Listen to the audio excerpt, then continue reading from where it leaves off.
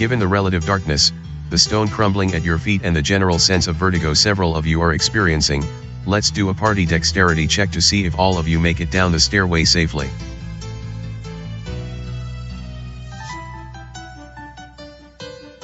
Redfern fails to evade. Redfern is targeted, damaging him for 4 points of damage. Unfortunately, one of your party members slips on some loose stone and tumbles down the stairway, taking a small amount of damage. After several minutes of almost crawling down the stairway, you reach a long, dark tunnel, an occasional smoldering torch providing just enough light to see by. You sense that the tunnel, along with the stairway you've just descended, is old, very old, perhaps even centuries old, and that the original excavators were not highly skilled or motivated. Hence, the environment here is dark, stuffy, intimidating and dangerous.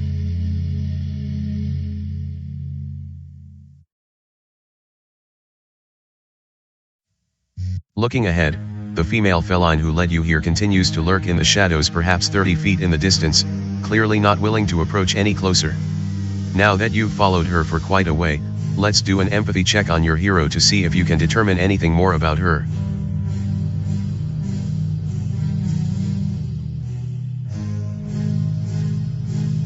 Needing a 12 or less from Janet, a 18 was rolled.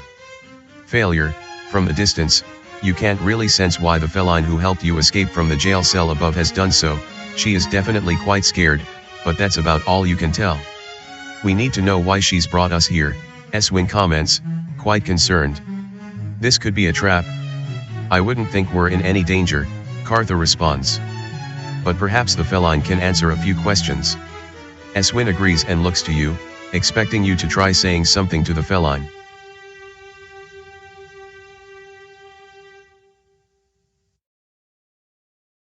As you take a few steps forward and call out to the female feline, she startles, turns and flees. The creature is too afraid to even speak to you.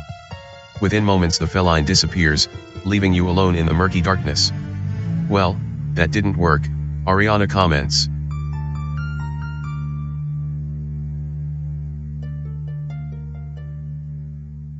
Looks like we're on our own, Redfern adds. Someone brought us here for a reason, so let's get on with it. As you agree and move forward, you then hear the feline's voice from the distance, the creature out of sight but her shout loud enough to adequately hear. Left is right?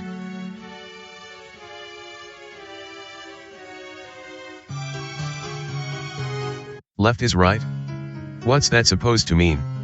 Eswin asks, as confused as the rest of you. Guess we will find out, Nace responds, already stepping forward. Let's go. Dark and stuffy here in this tunnel entrance, your only option is to continue north into the underground tunnels here.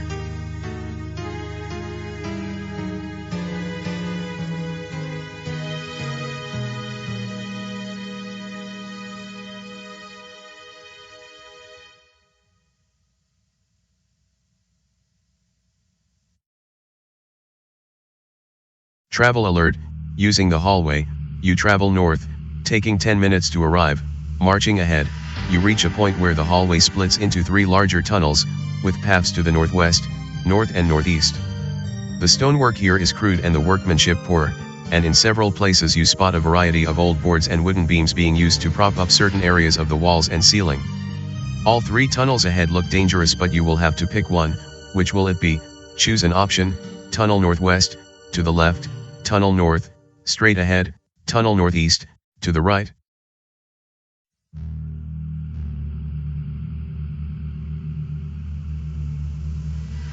Good choice, Janet. The feline did say left is right, meaning the left path is the correct one.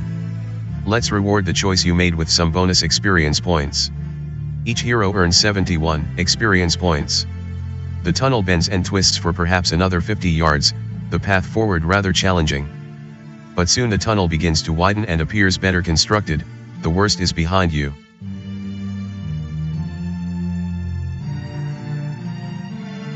By thunder, there is light at the end of the tunnel. A few of your heroes chuckle at Redfern's pun as a well-lit chamber looms ahead. You can also smell something here, a rather strong scent of feline. There must be considerably more of them just beyond.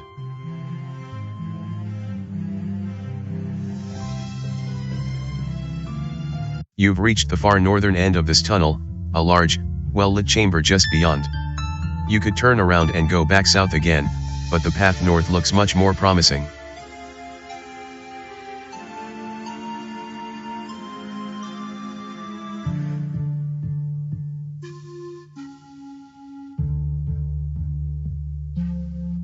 Travel alert: using the tunnel, you travel north, taking 20 minutes to arrive.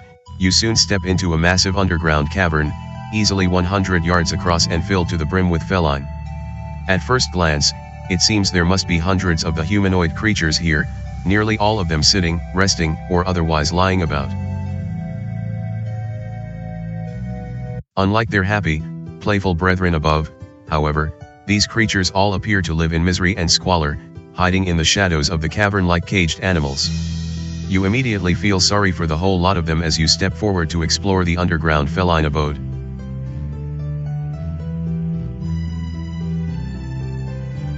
While a thorough inspection of the cavern would take days, there is not much here of genuine interest. The felein live utterly sad and pathetic lives down here, and you wonder what drove them to such a dark, cold, dismal location. Meandering through the cavern, you find bits of straw and debris lying about, small puddles of water here and there, and crude stairs all about that lead into a short network of tunnels and caves, hiding places from which the felein watch with frightened, sorrowful eyes.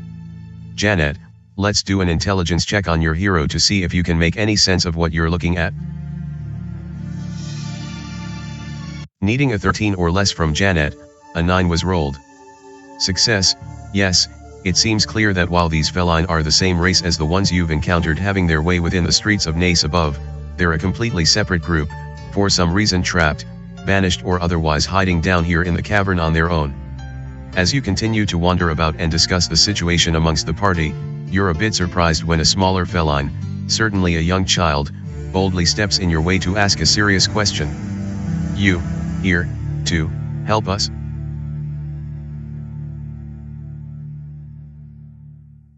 Staring at you with wide, kitty cat eyes, the question is just as innocent as the felein child before you. How do you react to the sad little girl? Choose an option: altruism, we will do whatever it takes. Empathy, how could we possibly say no? Spirit, don't worry, everything will be okay.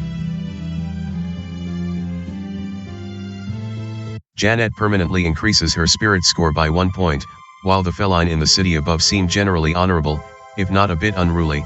These felein down here clearly need as much help as you can provide, and the party immediately agrees to do all it can for these creatures, promising them a quick exodus from the miserable cavern in order to lift their spirits.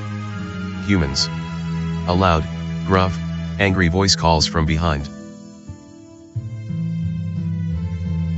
Turning around, standing there 10 feet away is a small band of felein soldiers, the powerful creatures clearly upset with your presence within the underground village. Not about to let yet another group of felein warriors take the party prisoner, Eswin draws his weapon and steps forward to confront the felein guards. "I am getting tired of all of you. We're not here to fight, but we will protect ourselves this time. Let's do a strength check on Eswin and see what happens next." Needing a 17 or less from Eswin, a 9 was rolled. Success: the felein leader hisses at Eswin but takes a step backward, clearly intimidated with the warrior. However, you still sense that needless combat could erupt at any moment. "No. Please, no fight." Several of the felein soldiers step aside, revealing the same felein female who helped all of you escape just an hour or so ago, the creature even more dirty and unkempt now but apparently willing to involve herself in the potential skirmish with the felein guards.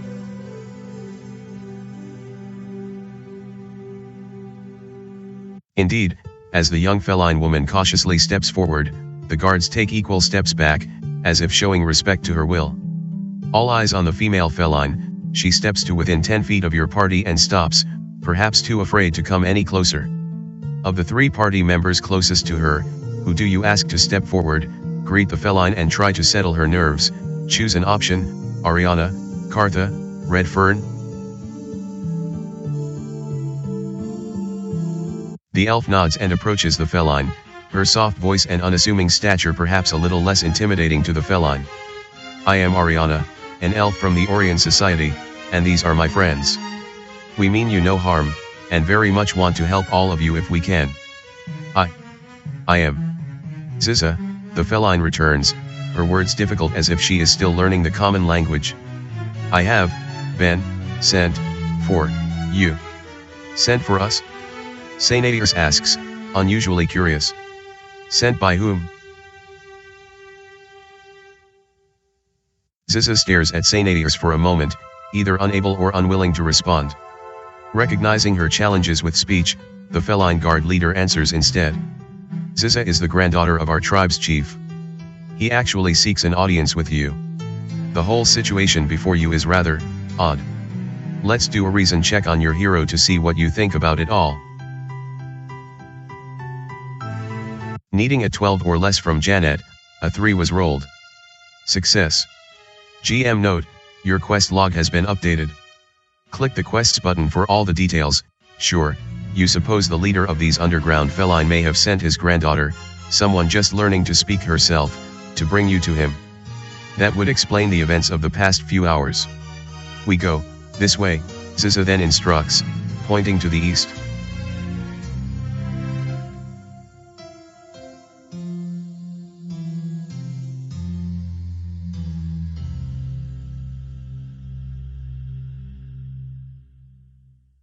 Still intimidated by your party and unsure of herself, the young feline still manages to gather her wits and steps toward the east, hoping your party will follow. Several of your heroes turn to you for guidance, nodding with approval. You step alongside Ziza and escort her away from the feline guards here and toward the eastern section of the cavern.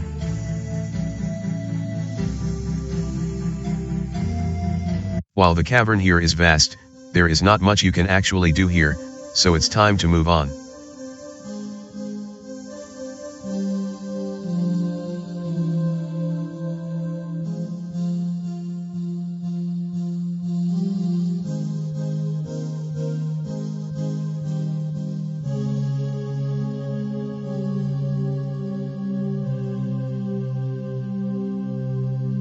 Travel alert, using the path, you travel east, taking a half hour to arrive. You travel to the far eastern edge of the large feline underground village, Ziza soon leading you to a tall and surprisingly well-constructed circular wooden door. Some sort of facial image of what appears to be a proud feline has been carved into the door, its artistry not all that bad. Ziza stands aside, expecting you to open the door and step inside. Before you do that, however, let's do a curiosity check on your hero to see if you notice anything about the facial image carved into the door. Needing a 14 or less from Janet, a 13 was rolled. Success. Yes, the facial image actually looks familiar. It takes a few moments and then it hits you. The image looks like the feline Lord Rustinian who you met within the power tower earlier. It's probably just coincidence, but there is no mistaking the likeness. Stepping into the chamber beyond, it's initially difficult to see with all the orange incense floating about, the smoke emitted by 2 stone braziers softly burning to the north and south. A variety of weapons, armor, and shields stand in racks along all 4 walls. You've entered some sort of guard room or practice facility. Ziza nervously looks at you, then steps further into the chamber and disappears. However, standing there is the largest feline you've ever met. Donning gleaming armor and decorated in colored cloth, the creature is quite impressive, a feline warrior you wouldn't have believed could be so tall and mighty. Trying to pierce the orange fog within the room, let's do a constitution check on your hero to see if you notice anything else. Needing a 11 or less from Janet, a 20 was rolled. Failure, the orange incense wafting about is definitely not good for your lungs, and you can't help but cough a few times. Whatever the stuff is, you will probably want to escape the room as soon as you can.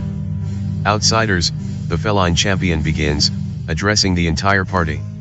To prove honor, you must defeat us. Win, and you see king. Lose, and we show you back to jail cell. Accept. GM alert, be careful here, Janet. The fog here may make your heroes temporarily sick. Although the mighty feline himself seems formidable, several additional feline guards then appear from out of the fog, themselves dressed in armor and posing an additional challenge. While you didn't come here to fight, and you don't sense that the feline here are meaning to do you any serious harm, it does appear that combat is inevitable. What do you wish to do? Choose an option, accept challenge, attack the feline. Intimidate, warn the feline to stand down, negotiate, try to avoid combat altogether. Talk. The feline champion asks, genuinely surprised. Words can be as strong as weapons. What do you have to say to us? Well, it appears that your attempt to negotiate with the feline honor guard here actually has a chance of success. You then spend the next few moments trying to explain why it's in everyone's best interests to resist combat and even work together, for the betterment of all. Let's do a diplomacy check on your hero and see what happens.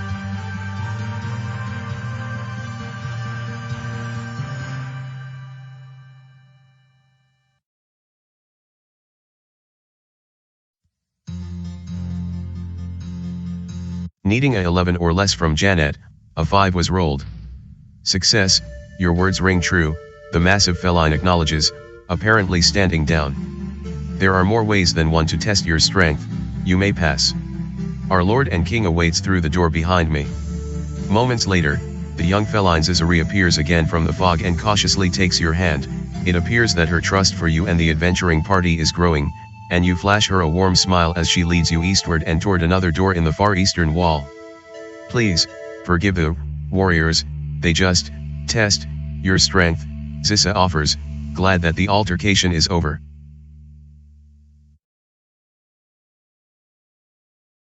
The orange fog continues to burn your lungs and cloud your vision. You need to leave this chamber as soon as you can. Obvious doors stand to the east and west.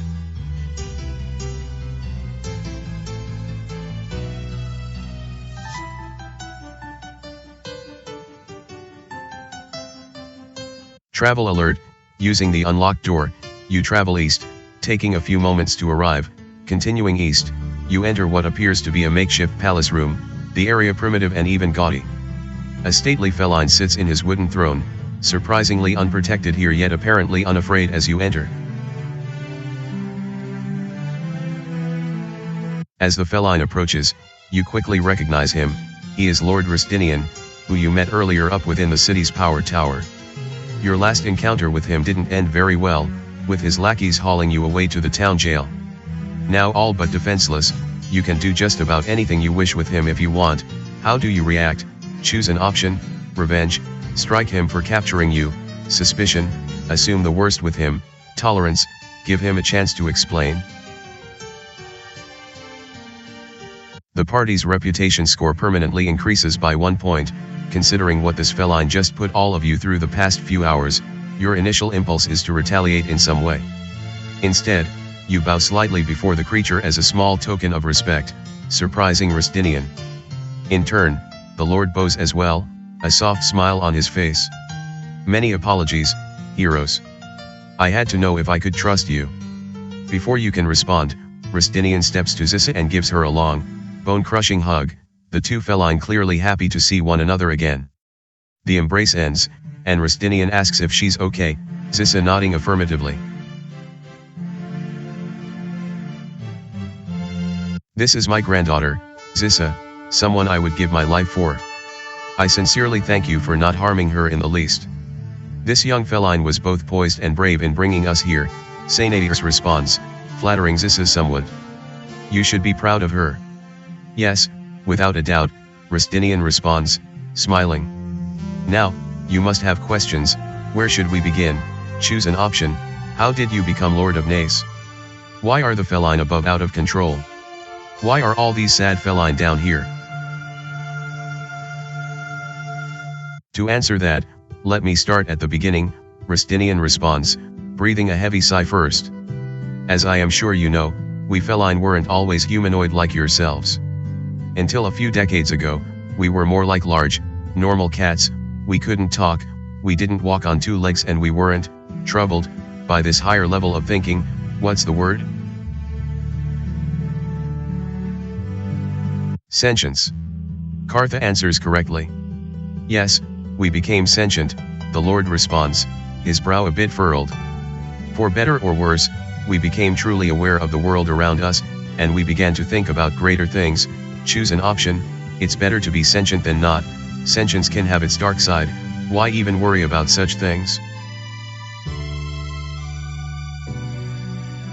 At first, We were incredibly happy, wondrous, to recognize a bigger purpose in the world.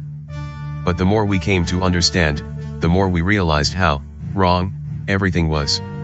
Ignorance can truly be bliss, and along with our ignorance we soon lost our innocence as well. With our newfound sentience, we soon realized how unjust the world really was. Rustinian continues, the feline growing angry. For centuries the humans here literally treated us like cats, buying and selling us as they wished, tearing us away from our families at such a young age, putting us to work in dangerous or unhealthy conditions, treating us like property. They had no right to treat us that way, even before we evolved into something more.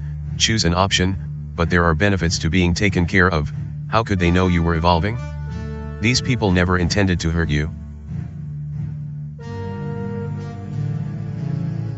Perhaps, Rustinian replies, becoming even angrier. But eventually every creature resents its cage, no matter how safe and protecting it becomes. Everything struggles to be free, especially once it becomes aware of the world around it. As we evolved, the humans who recognized our changing soon considered us a threat, and they locked us all down here, afraid that we would one day rise to challenge or even replace them. For decades now, we've been trapped down here with little food and no sunlight, an almost miserable existence. You've seen now how most of the feline down here survive, is that right? Is it just? Don't we deserve much better than all this? It appears that, for the feline here in Nace, the past few decades have been hell. Let's do an empathy check on your hero to see how you instinctively react to Rustinian's story so far. Needing a 12 or less from Janet, a 2 was rolled. Success. In all your years within Mariga, you've never heard of anything so sad, so painful, so unjust as the feline being trapped and isolated in near total darkness for entire lifetimes because they were feared by a population of people who once loved them. The story is utterly heartbreaking and you almost begin to weep for them. Having really worked himself up now, Rustinian continues, almost accusing your adventuring party for all the injustice suffered these past few decades. You humans thought of us as mere playthings or servants, to do with as you wanted. But we have become more than what we were, perhaps even more than you humans. We think, we dream, we love, and we have suffered. How are we any different from you? Yet we remained enslaved, exiled, abandoned, forgotten. And now, it could get even worse. Choose an option. Worse. A few years ago, the humans above apparently decided that enough was enough, that it was time to deal with us once and for all. So they started providing us with more food, and soon we had all the food we could want. That does not sound so bad, Ariana comments, her innocence again apparent. At the time we didn't know it, but the food was poisoned, and it slowly drained away our sentience, causing us to revert back to what we were decades ago. As more and more of us lost our sentience, the humans above took us back into their homes, their shops, their farms, treating us again as the mere large cats they wanted us to be all along. Choose an option, at least it alleviated your suffering, right? Humans seem to eventually wreck everything. What a horrific thing to do.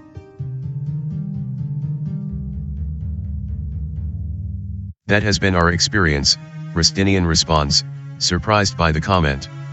So, many of us became ignorant again and returned to a world of bliss, escaping this underground tomb to run in the fields again under the sun and be happy. You've already witnessed this above within the city. That explains all the feline running amok above, Redfern ponders, still not sure of what is truly going on. But why are the humans above acting in such a strange way as well? And why haven't the rest of you down here escaped?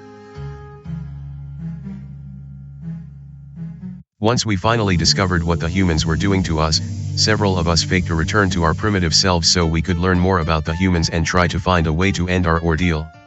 Eventually, my son and I befriended a human woman named Feria, the supreme healer priest of the Sislan church here in Nace. At first, Feria didn't know anything about us, that we had become sentient, only for most of us to lose that gift through the poison the humans were feeding us, the feline lord continues. Once she understood it all, however, she began to help us, using her magic to soon discover the specific poison the humans were using to revert us. You, humans, call it fear antidote. Not expecting anything to be said from Zissa, let alone something so profound, you are shocked by the comment. Could it be that the fear antidote, the very medicine created by the Sislan way to prevent the fear from driving afflicted humans mad, was used to poison the felein as well? The church would receive shipments of the antidote, then turn around and taint our food with it, causing us to revert to our primitive selves, Rustinian continues, still disgusted by it all. We assumed that Feria was behind it all, so we kidnapped her and brought her down here to answer for her crimes. You kidnapped the Supreme Healerpriest? Nace cries, shocked by the revelation. Please understand, what the humans did to us was far more horrific. And, those of us who retained our sentience, especially my son Flavit, bore only hatred and revenge in their hearts. Daddy. Zissa cries out, recognizing the name. Yes, your father, my son, Flavit, Rustinian acknowledges, hanging his head low at the same time. Choose an option. Charisma. It sounds like all of you are close. Intelligence. I sense a conspiracy here. Wisdom. What terrible thing has Flavit done? My son lost nearly all his friends to the poison, Rustinian responds, clearly embarrassed, and in his youth he now only carries condemnation and hatred in his heart. So yes, he's done something very regrettable, I believe. Shortly after kidnapping Feria, Flavit poured about half of the fear antidote into the humans' water supply, poisoning them the same way they had poisoned us. It took several additional doses, but soon the humans began to lose their intellect just as we had. Some of us who were still sentient came above ground again and we seized power here in Nace, allowing our poisoned brethren to do as they wish within the city. That was several weeks ago now. So that explains what's happened above ground, Ariana comments, still a bit puzzled. But what about the felein down here? They seem so sad, so desperate.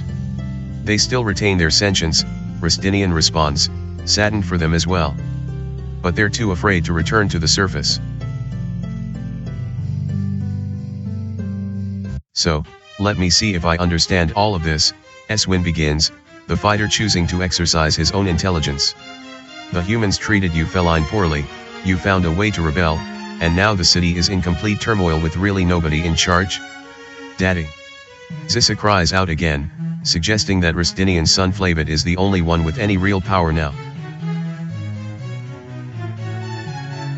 GM note, your quest log has been updated. Click the quests button for all the details. Well, at least you've solved the mystery of what's happened here in Nace. That completes your initial quest, Cat Scratch Fever. Time for a large experience bonus. Each hero earns 1429 experience points. Eswin has gained a new energy level and receives 4 new hit points. Kartha has gained a new energy level and receives 5 new hit points and 1 new spell. Click the spells button to assign the new spell. So we know what's going on now, Redfern continues. What's the next step?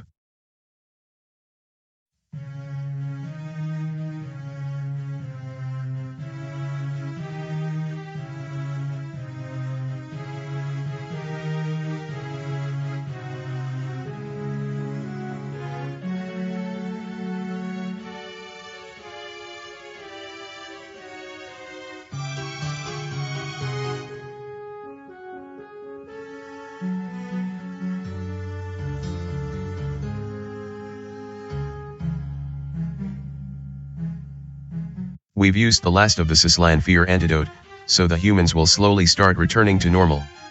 And when they do, they're not going to be too happy with what you did to them, Nace interjects, finishing Rustinian's sentence.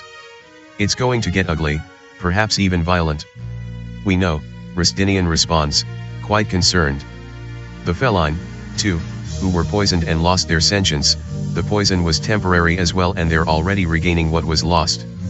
Soon, my brethren will realize the truth and will want their revenge as well.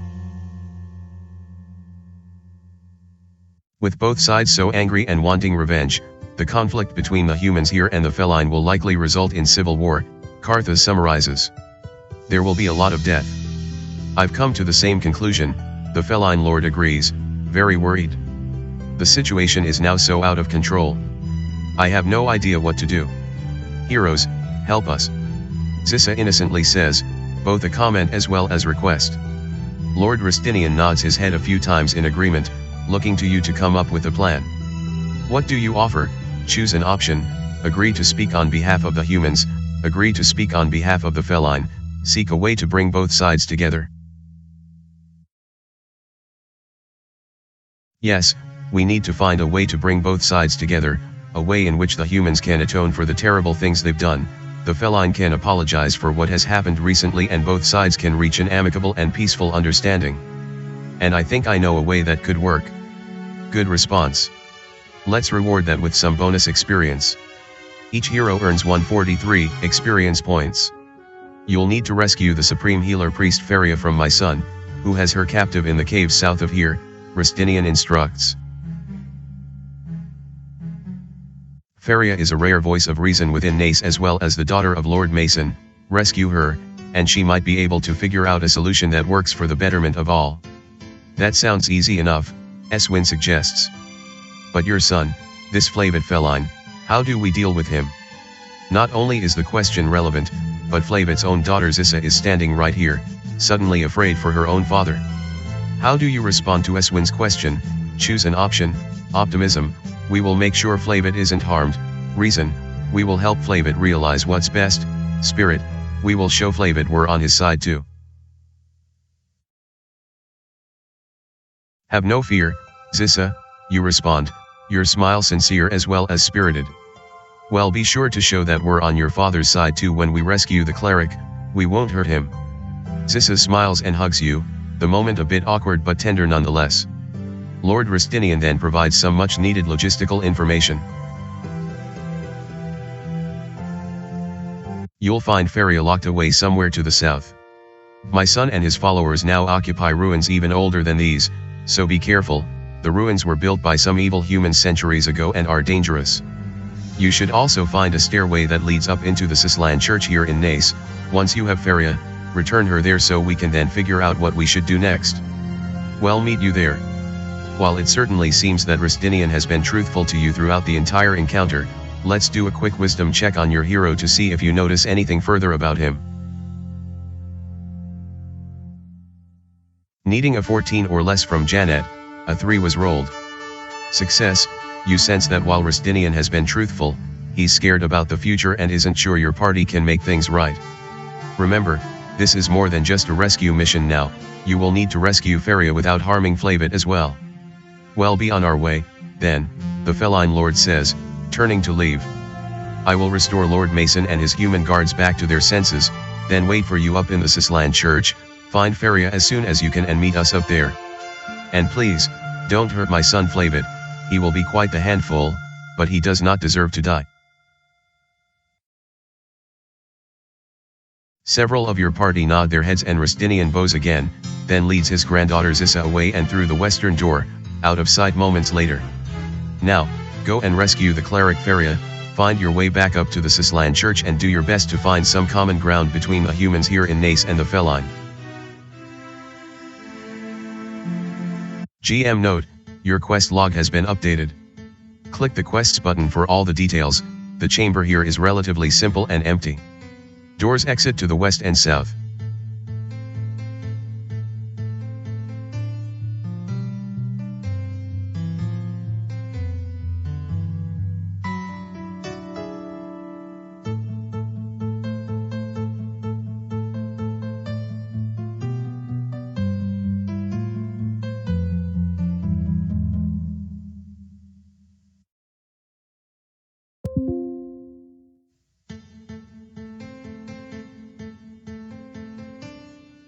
Janet casts Cure Light Wounds on Redfern, healing him for 6 hit points.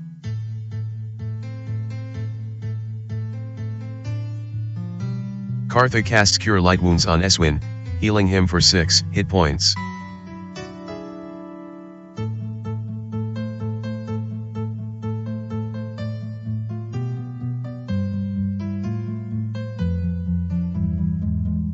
Sainairs casts Cure Light Wounds on himself, healing him for 2 hit points.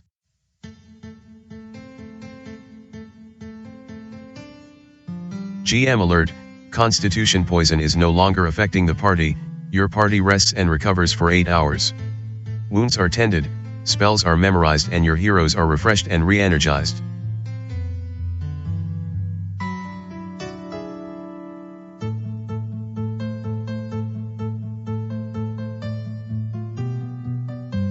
Travel alert: using the unlocked door, you travel south, taking a few moments to arrive. Passing through the door, you step into a long stone hallway, at least 100 feet long, leading away due south. In addition to the northern door, there is another door immediately to the west and a door to the east, the latter covered in cobwebs and apparently not used in some time. A few additional doors are visible perhaps 50 feet away to the south.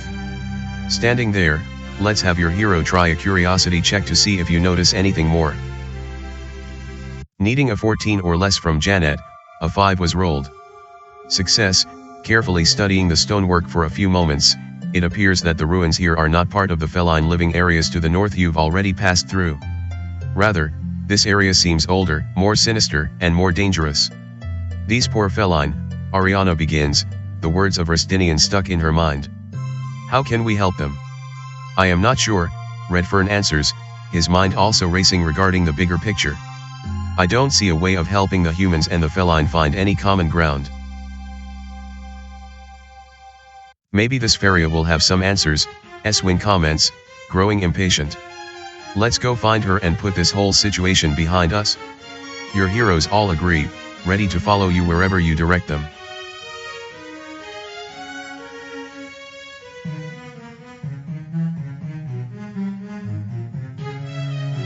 A quick search does not reveal anything important, but at least you're confident that the immediate area isn't trapped. The party stands at the northern end of a long hallway that runs north to south. Crude torches flicker in the dusty air, with doors leading to the north, east and west while the hallway itself extends south.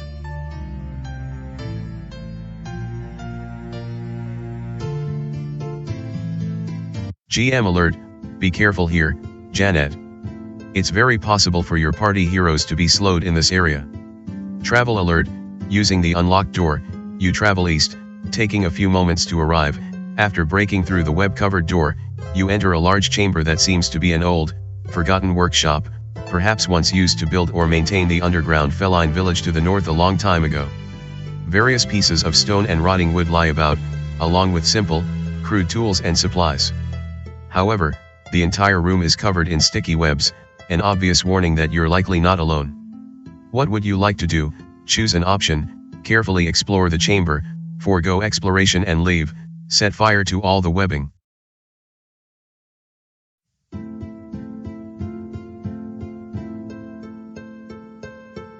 Wading into the chamber, you do your best to avoid the sticky webbing, but it still slows you down. After a good half-hour search, you find a small and difficult to access vein of quartz, apparently once mined down here in the dungeon.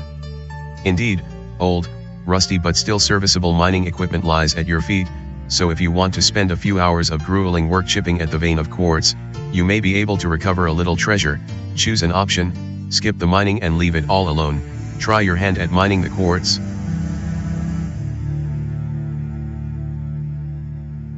Picking up the mining equipment and beginning to work on the vein of quartz, you are able to soon loosen a few stray quartz stones, a little bit of treasure.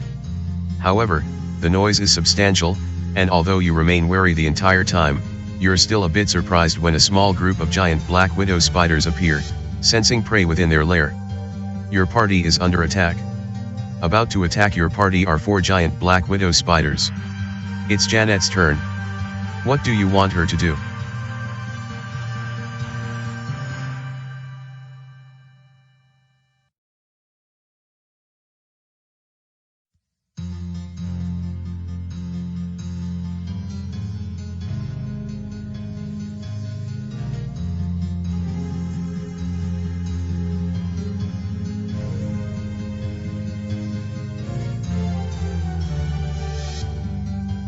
Janet uses a glowing skull throughout the entire local area, illuminating everything well.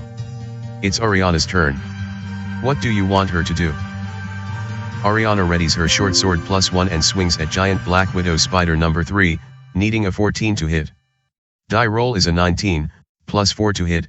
Ariana hits giant. Cartha readies her quarter staff +1 and swings at giant black widow spider number 4, needing a 14 to hit.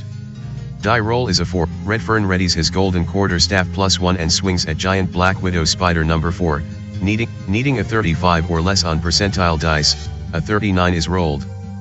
Failure. Nace readies his quarterstaff +1 and swings at giant black widow spider number 4, needing a 14 to hit. Die roll is a 13, +4 to hit. Nace hits. Eswin readies his longsword +1 and swings at giant black widow spider number 4. Giant black widow spider number 1 attacks Oriana with its bite, needing a 19 to hit. Giant black widow spider number 4 attacks Eswin with its bite, needing a 18 to hit. Die. GM note: a new combat round has begun. Initiative is rolled, with higher values acting first. Oriana readies her short sword +1 and swings at giant black widow spider number 1, needing a 14 to hit. Needing a 35 or less on percentile dice, a 90 is rolled. It's Kartha's turn. What do you want her to do? Kartha readies her quarterstaff +1 and swings at giant black widow spider number 4, needing a 14 to hit. Janet readies her mace +1 and swings at giant black widow spider number 1, needing a 14 to hit. Eswin readies his longsword +1 and swings at giant black widow spider number 1, needing a 14 to hit. Die roll is a 5, +6 to hit. Eswin misses giant black widow spider number 1. Giant black widow spider number 1 fails a morale check, flees the encounter area and is automatically defeated. Giant black widow spider number 2 fails a morale check, flees the encounter area and is automatically defeated. Well done. All combatants have been defeated, ending the battle. Each hero receives 100 experience points. The spiders are put down and you resume your work on the vein of quartz, working hard the next few hours until the vein is all but tapped. You then collect the 43 quartz stones mined, a somewhat decent haul. A lone door to the west allows exit back to the felein underground dungeon.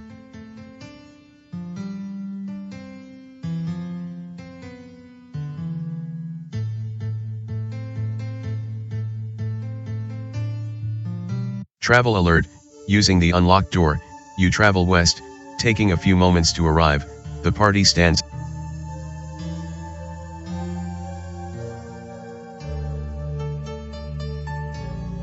Travel alert: using the unlocked door, you travel west, taking a few moments to arrive.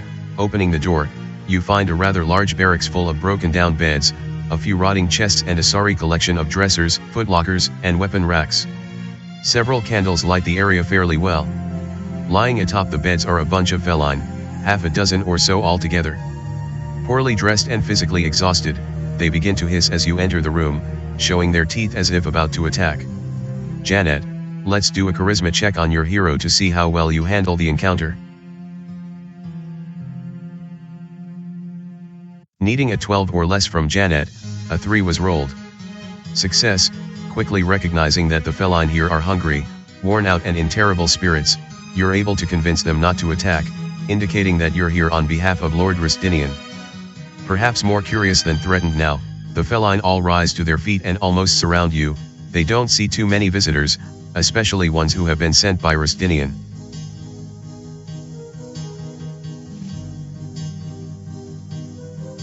Looking at them, it's clear they've been through a great deal lately.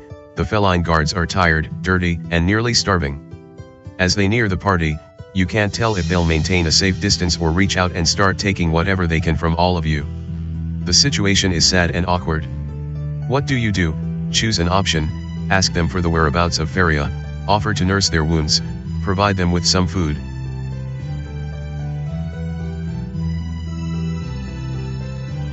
Perhaps we can help one another, Kartha suggests as she steps to one of the more wounded felein, examining him. We can heal your wounds in return for some information. Let us help you. Let's do a spirit check on Kartha to see whether she's able to convince the felein to agree. Needing a 14 or less from Kartha, a 1 was rolled.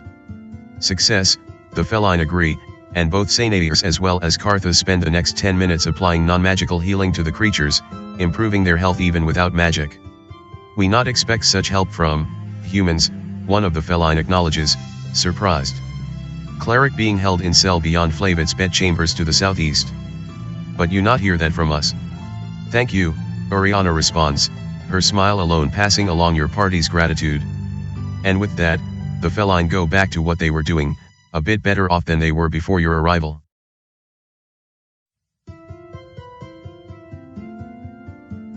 The encounter with the felein over, you can proceed out of the barracks through doors to the east or south.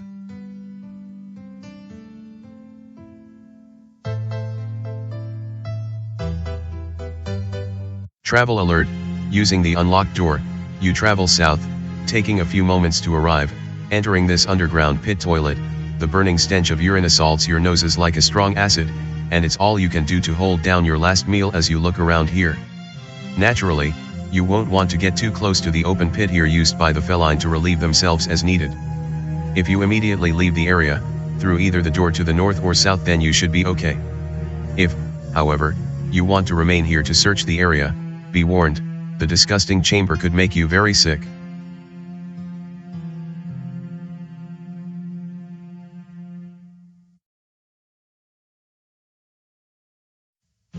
Travel alert, using the unlocked door, you travel south, taking a few moments to arrive. You've entered what appears to be a master bedroom, home to just one or two high-ranking felein and consisting of a well-constructed bed, dresser, desk, and wash basin. You're somewhat surprised to see the fancy furniture here. Doing a quick search of the bedchamber, it does not appear to be used all that often, at least not recently. Whoever uses it, however, must be of particular title or status. You haven't seen anything this expensive or elegant anywhere down here in the felein underground. You haven't found anything unusual with your search of the room. Still, let's have your hero do an intelligence check to see if you discern anything further. Needing a 13 or less from Janet, a 7 was rolled.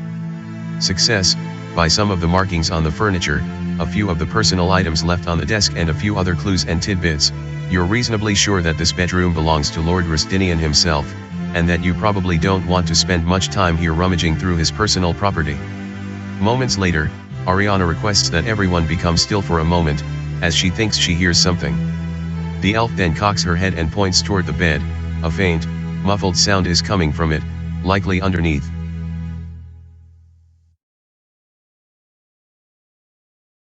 Your party searches for traps but don't find any.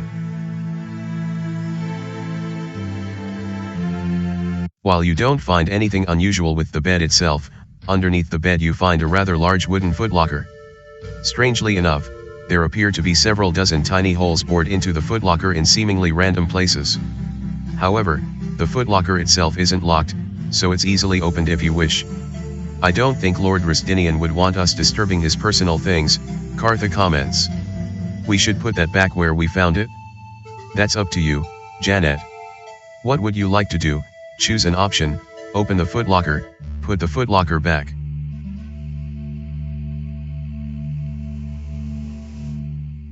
Janet permanently increases her honor score by 1 point, agreeing with Kartha.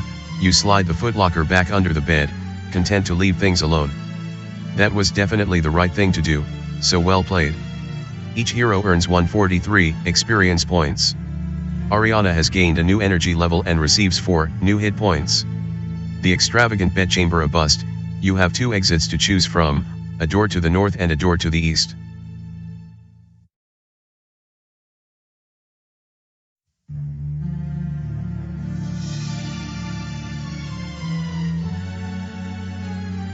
Travel alert, using the unlocked door, you travel east, taking a few moments to arrive. You've reached the middle area of this long hallway stretching from north to south. 3 doors can be seen from this point to the north, 2 more doors stand opposite one another just a few feet away to the west and east, while a single door lies at the far southern end of the hallway. Apart from a few crude torches burning on the walls nearby, there is not much to look at here. While there is not much here to search, you do notice that the tracks in the dust on the floor mainly go from the doors to the north to the doors to the south. Hence, it appears that the doors immediately to your left and right aren't used much. Feel free to try either of the doors to your left or right. You can also go north or south if you wish.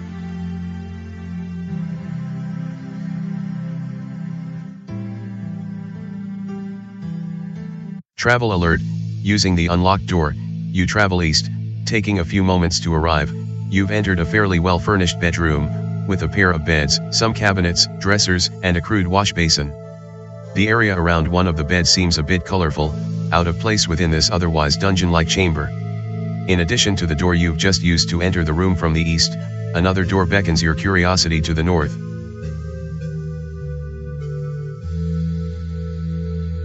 This room looks a lot like Rustinian's bedchamber to the west, Ariana comments. The furniture looks the same and likely came from the same source. I am guessing it belongs to Rustinian's son, Flavit, Redfern conjectures. There is even a bed here for his daughter Zissa. But it does not look like they've been here for a while. Janet, let's do a party curiosity check to see if anyone notices anything further within the room.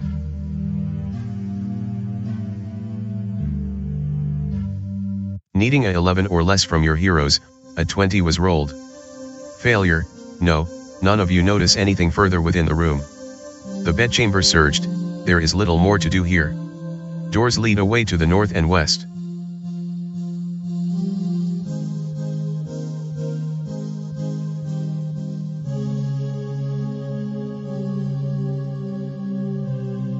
Travel alert, using the unlocked door, you travel north, taking a few moments to arrive. The chamber here is another guard room, large enough to sleep perhaps a dozen guards.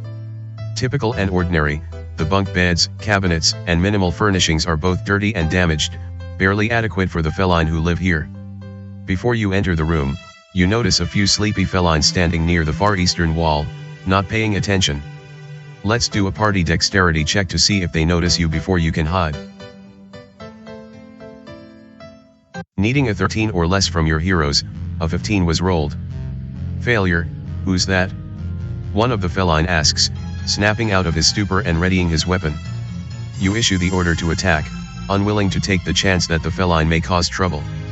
Your heroes shrug their shoulders in believing that your command is overkill, but they obey nonetheless. The fight is on. Menacing your entire party are two feline soldiers. It's Redfern's turn. What do you want him to do?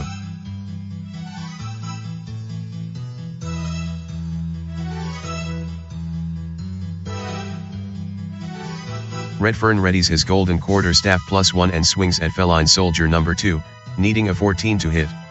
Die roll is a 12. Cartha readies her quarterstaff +1 and swings at feline soldier number 2, needing. Eswin readies his longsword +1 and swings at feline soldier number 1, needing a 14 to hit. Ariana readies her short sword +1 and swings at feline soldier number 1, needing a 14 to hit. Die roll is a 20, which is an automatic hit and does double damage.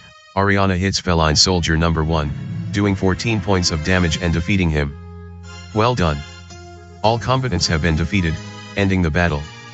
Each hero receives 21 experience points. The pair of feline are easily defeated. The two feline guards look wounded and pathetic, and you almost don't want to question them. Let's do a diplomacy check on your heroes to see how well the interrogation goes. Needing a 11 or less from your heroes, a 1 was rolled. Success, asking for the whereabouts of the cleric Feria, the two feline initially look away, not wanting to answer your question. They then stare strangely at the eastern wall. Is something there? Recognizing that you're not going to get any further information from the feline, you agree to let them go, the creatures dashing for the open door to the south and gone moments later. The guard room now empty, you're free to look about if you wish. It does not take much to find the secret door in the eastern wall, the exit opened easily.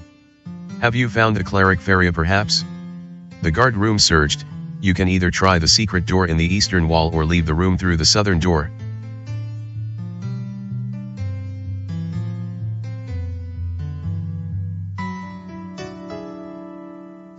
Travel alert, using the secret door, you travel east, taking a few moments to arrive. This secret chamber is tiny, barely 10 feet to a side, and the air is cold and stagnant, a miserable place to dwell. Crude stone shackles hang from each wall, while several buckets containing bodily wastes reek in the far corner. Clearly, this cell was used to recently imprison someone.